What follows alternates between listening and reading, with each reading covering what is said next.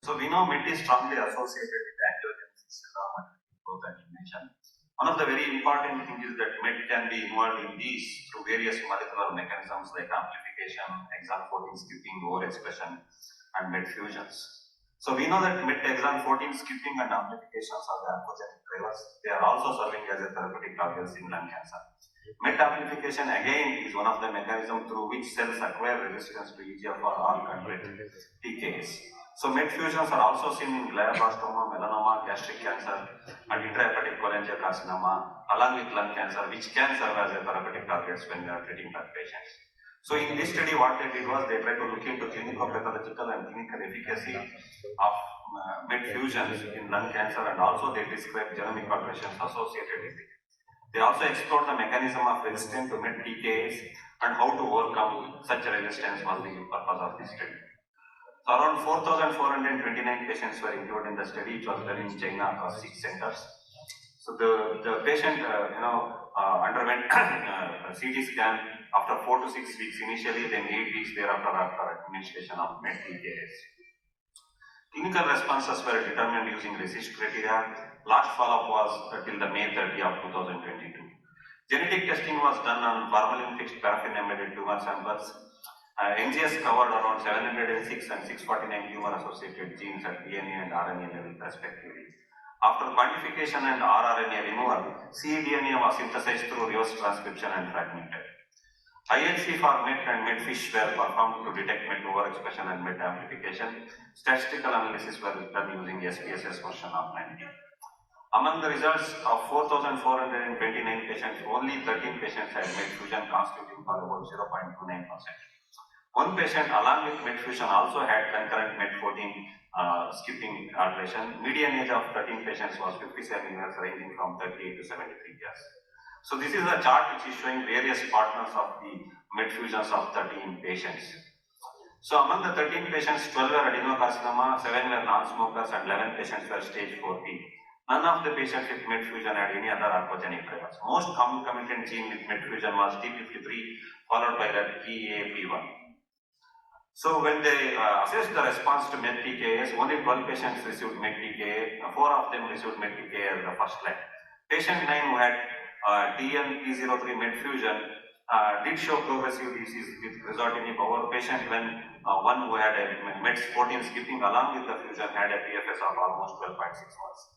Another very important fusions which they came out was EPHB4, that patient 2 and patient 3 had this mutation in concurrently with MET.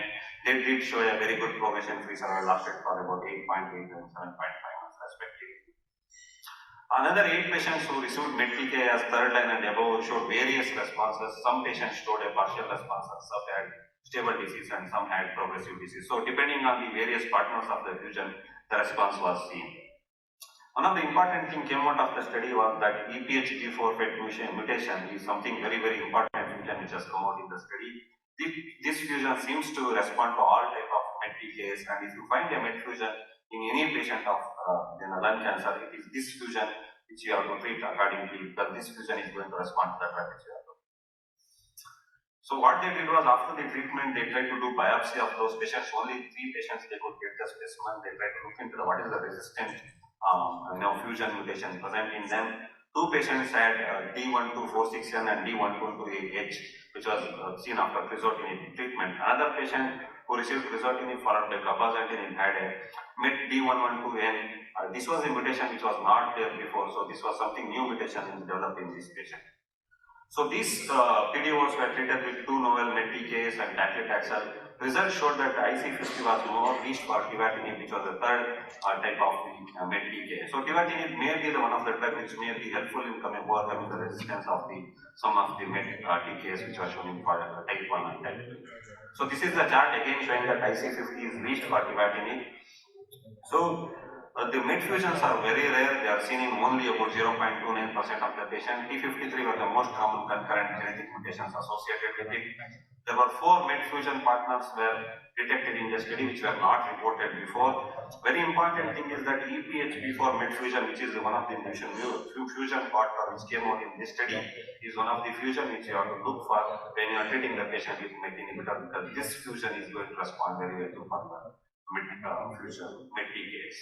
It seems that MET fusion excluding exon 14 appear to be more oncogenic than MET fusions including it. There were previous reports suggesting that patients who carry MET exon 14 skipping mutations are sensitive to type 1, type 2 MET inhibitors but not to type 3. But in this study they found some of the mutations post MET-TK could be sensitive for the tivatinib, which is a type 3 MET inhibitor. So the limitations of the study size was very small. We require a further study to validate the same. The study tested more fusions at the DNA level. There were no functional validation experiment for the other MET fusions. There were only 3 patient samples were available for checking for the resistance mechanism post MET inhibitors. In summary, MET fusions are rare, but you have to look for that MET fusions which are sensitive to drug. As I was telling you, EPH before is one of the mutations. One of the fusion pattern which you have to look into, that in this fusion pattern there could be a response to the treatment what you are going to give. There are some acquired resistance which can be potential resistant to the MET inhibitors. Again, there are some resistance which can be treated with third type of MET inhibitors which you are particularly looking into it. So we require to go a long way to find out which MET inhibitor is suitable for which fusions and which resistance, which needs to be explored in the further studies. Thank you.